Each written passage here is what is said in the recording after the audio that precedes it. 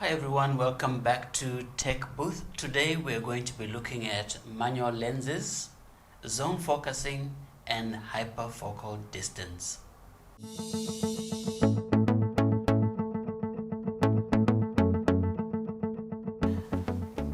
I got an old film camera from a friend some time ago, and they gave me the film camera with various lenses, these vintage manual lenses from the 70s.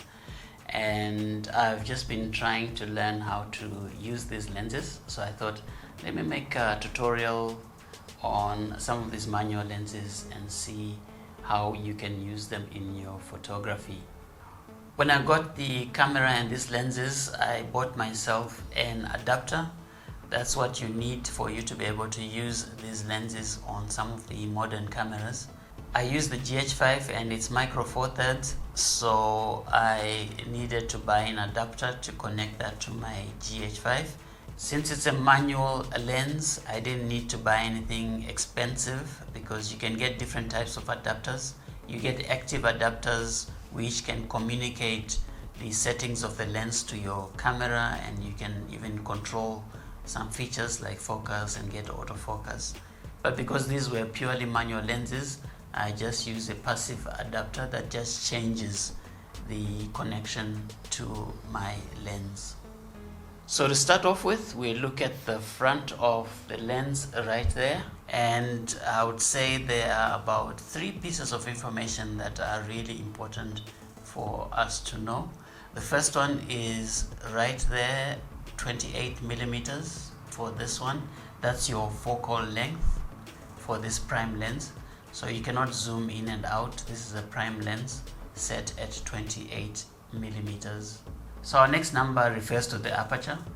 In this case it says 1 to 2.5. Usually we just refer to it as a 2.5 lens. So focal length 28 millimeters and the aperture is 2.5.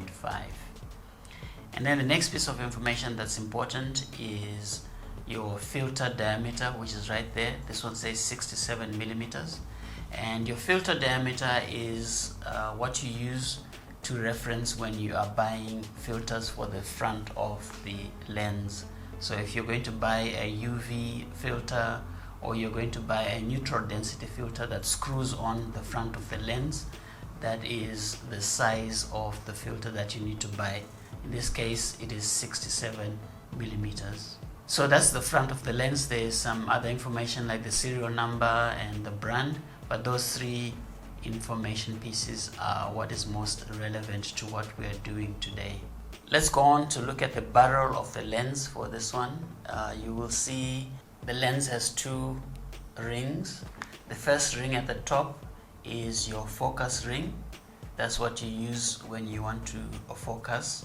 And on the focus ring there's also a distance scale that is written in feet and also in meters. So the meter scale is green and the feet scale is white. And then you also have now at the other end your aperture scale, and that's what you use to set your aperture when you're taking your photos. In between the aperture ring and the focus ring there is the depth of field scale. Now the depth of field scale is indicated by aperture values as well. On one side starts at 2.5, which is the largest aperture for this lens, and goes all the way to 22, which is the smallest aperture. And there's a mirror image of the same values on the other side of the lens. The next thing we want to look at is what is called zone focusing.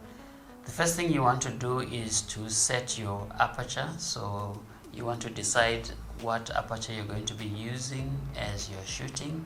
So for this one, let's set this to f11, and all you do is you set by turning the aperture ring so that it lines up with that dot, that red dot and that red line right there, and that sets your aperture to 11.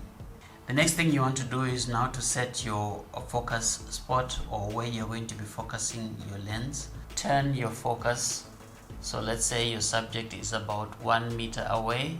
Set your focusing distance to 1 meter by lining up the 1 with the red line right there at the bottom. Once you've done that, if your distance is correct, then your subject will be in focus. You don't even need to see any preview.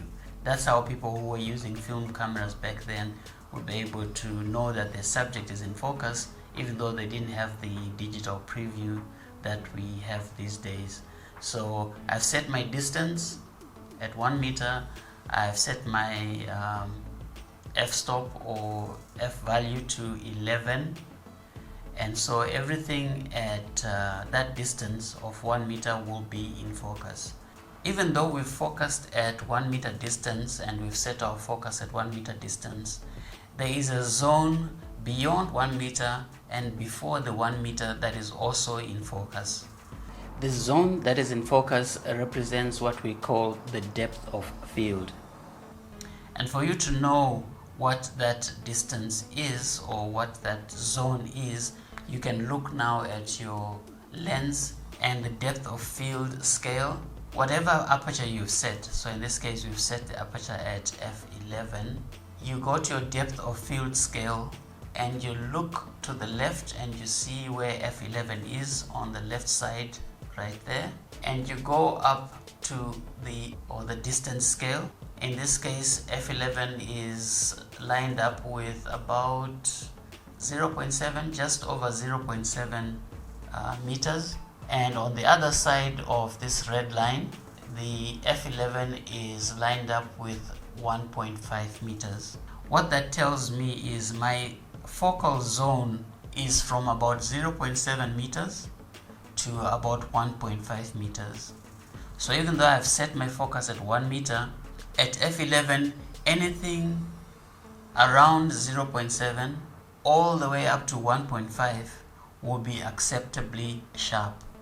All that zone will be in focus. So set your aperture, set your distance, and then you'll be able to know the zone that is in focus. The next thing we want to look at is hyperfocal distance. What is hyperfocal distance? Hyperfocal distance is a type of zone focusing. The simple definition of hyperfocal distance is the focusing distance that gives your photos the maximum depth of field. The more technical definition of hyperfocal distance is the closest focusing distance that allows objects at infinity to be in focus. In other words, the closest focusing distance that allows things that are really far away that you need in your scene to still be in focus. Understanding hyperfocal distance is particularly important for those that want to go into landscape photography, where you want the foreground elements of your photograph to be just as sharp as the background elements of your photograph. One way to get everything in focus is just to use the smallest aperture that your lens is capable of. So in this case, f22, and with f22 there's a lot of depth in the field or the zone that is in focus, and you have high chances of getting everything in focus. Each lens is different, and f22 might not be the best aperture for your lens for the best sharpness, and in fact a lot of landscape photographers will swear on different apertures like f11 for their landscape photography. So now that you're setting your lens to something that is less than its smallest aperture setting, you know that there's going to be some things that are going to be out of focus, but generally what you want to decide on is what is the nearest thing to the lens that I want to be in focus. So let's say you're shooting a landscape scene, and the nearest thing to your lens that you want to be in focus is, let's say, 1 meter away from you. If you focus at 1 meter away, there are chances that at f11, as you go off into the distance, whatever is in the distance will start getting soft and out of focus. So what you want to do is to set your lens so that the thing that is 1 meter away from you is in focus and everything else behind that is in focus as well. And so this is how we do it on the manual lens. what you need to do is you go back to the same thing that we did. Set your lens to f11. So my f11 lines up with that red mark, and you set your focusing distance on the right to infinity.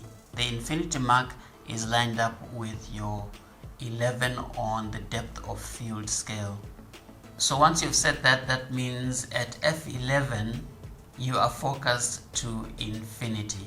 So let's look at the left part of the scale. When we go up to f11 on the left on the depth of field scale, you see that the nearest thing that will be in focus is not at 1 meter. So it's not possible with this lens at f11 to have anything closer than 1 meter and it be in focus. It looks like that's about 1.4 meters.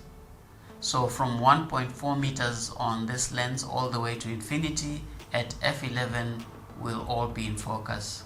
And then when we look at the red mark in the middle, we see that it lines up with around 3 meters.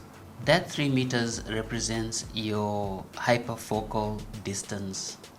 In other words, if you're shooting at f11, anything from 3 meters all the way to infinity will be acceptably sharp, and also anything from 3 meters going backwards to about 1.5 meters will also be sharp.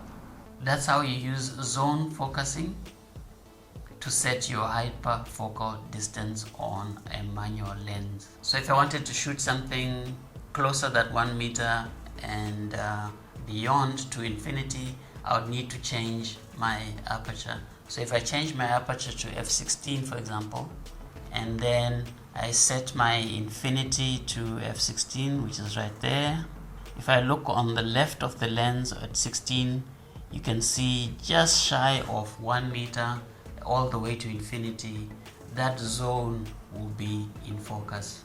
So there are other ways of finding your hyperfocal distance, but I just wanted to show you this on the manual lens. So have fun playing with your manual lenses. I'm certainly going to try shooting with manual lenses on my GH5 just for the fun of it and to see how these lenses turn out in terms of the image.